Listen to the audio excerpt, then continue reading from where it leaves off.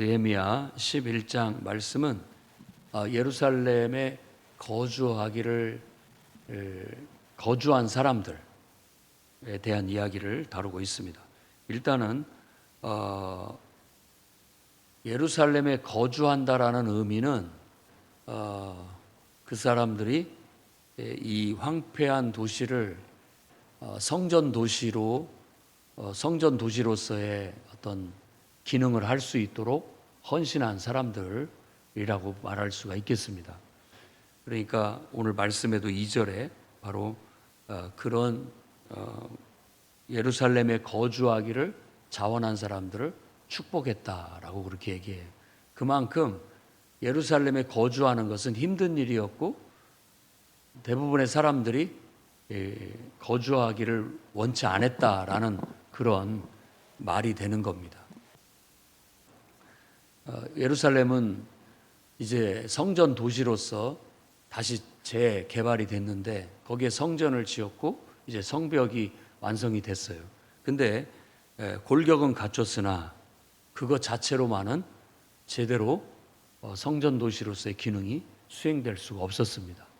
그래서 앞에서도 언급을 했던 것처럼 충분한 숫자가 있어야 돼요. 사람들이 일꾼이 있어야 되고 또 그 예루살렘 성 자체가 자족 기능을 가지고 이렇게 돌아가야 되는 겁니다. 그래서 이 예루살렘 성을 이렇게 재건하는 데에 있어서 이 세종시의 어떤 재건과 비슷한 그런 의미를 가져요. 뭐 이렇게 건물만 지어놓는다고 해서 되는 게 아니라 충분한 사람들이 모여들고 또 거기에 따른 충분한 자족 기능이 있어야 이게 행정 수도나 행정 중심 복합 도시로서의 기능을 해나가는 것처럼 이 예루살렘의 지금 성을 재건한 목적은 딱 예루살렘을 여호와 하나님을 섬기는 성전 도시, 곧 하나님을 예배하는 중심 도시로서의 기능을 하게 하는 거였던 거예요. 그래서 일단 지도자들은 당연히 거기에 머물러야 했습니다. 그러니까 뭐 총독이나 그리고 또 이제 귀족들 그리고 또 제사장 그리고 레위인, 르디님 사람이라고 하는 그 사람들은 성전의 망일꾼이라고 생각하면 됩니다. 그 사람을 그렇게 부르고 있습니다.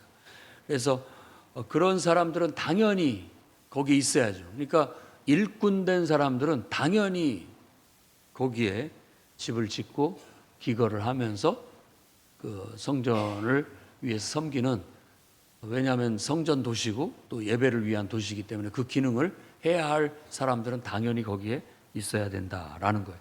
그리고 당연히 여기에도 다른 꼭 그 아무리 성전 도시라고 해도 거기에 이런 일꾼들만 있어가지고는 자족 기능이 이루어질 수 없기 때문에 백성들의 10분의 1, 10%를 뽑아서 너희들은 여기에 머물러라 라고 했던 거예요. 왜 뽑았느냐? 다 안 하려고 하니까 뽑은 겁니다. 예루살렘에 머물러야 되는데 여기 있어봤자 자기들이 어떤 여러 가지로 어려움을 겪을 것이라는 걸 알기 때문에 그렇게 결단하려고 하지 않고 헌신하려고 하지 않았기 때문에 10분의 1을 제비를 뽑아서 결정을 했어요. 이건 하나님의 뜻이니까 너희들은 10분의 1은 여기 예루살렘에 머물러라. 그리고 난 다음에 자원자를 받았습니다. 예루살렘을 위해서 이 성의 성전 도시로서의 기능을 위해서 예루살렘에 머무를 자 자원해라 해서 자원자를 받았고 그들에게 복을 빌어줬다라고 성경이 얘기를 하고 있는 겁니다. 그리고 이제 나머지 부분들은 바로 그런 구체적인 예루살렘에 머문 사람들의 이야기를 제사장 그리고 레위인 또 성전 문지기 노래하는 자 그리고 마을들의 이름들을 이렇게 쭉 나열을 하고 있습니다.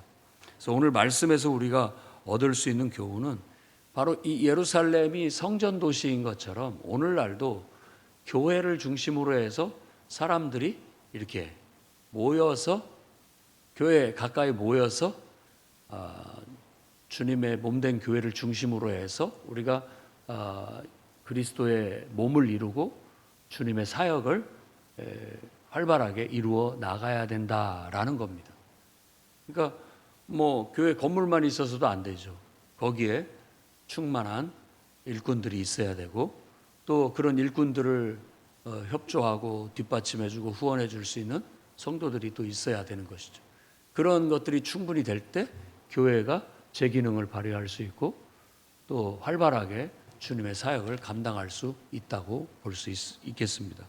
그래서 정말 우리가 이 말씀을 통해서 적용해 볼 수 있는 것은 성도들은 항상 교회를 중심으로 자기의 일상생활을 꾸려나가는 것이 가장 아름답다라고 볼 수 있겠고, 그 다음에 지도자들, 교회에 충실한 일꾼들은 교회를 중심으로 항상 또 집도 교회 가까이 있는 것이 복되다라고 말할 수 있겠고요.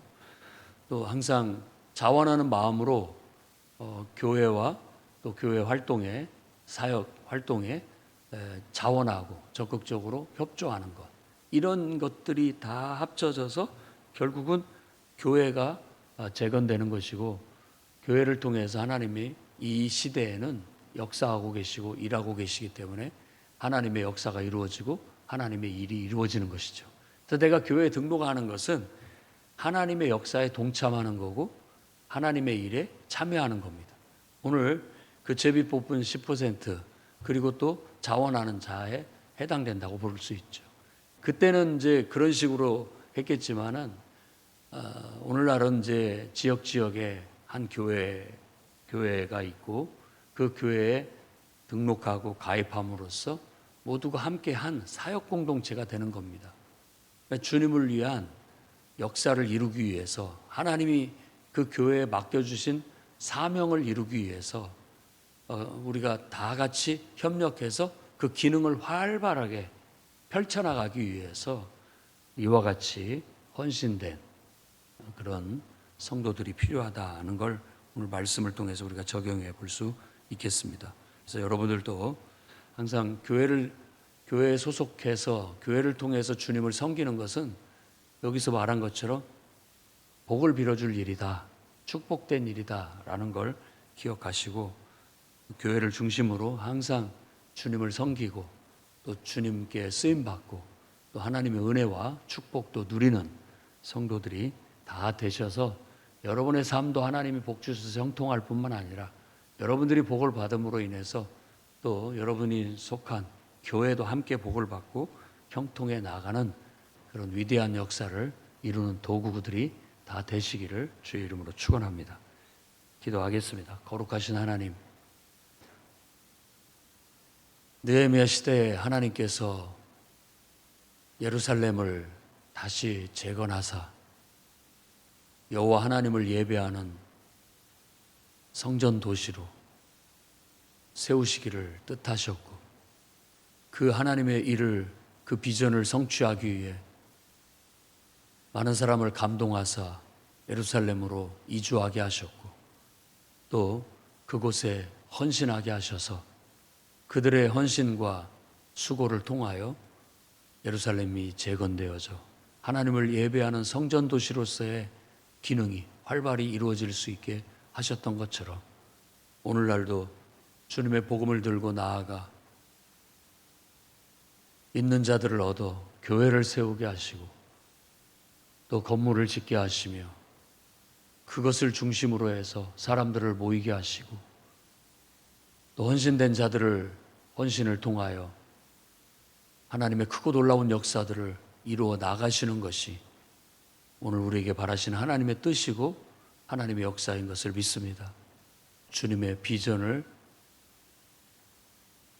깨닫고 하나님의 성령의 감동을 받은 자들이 주님의 몸된 교회에 소속하여 주의 일에 힘쓰게 하시고 그로 말미암아 하나님의 은혜와 축복을 누리며 하나님의 공급을 받고 형통하며 살아가는 놀라운 역사가 있게 해 주옵소서. 예수님 이름으로 기도드립니다.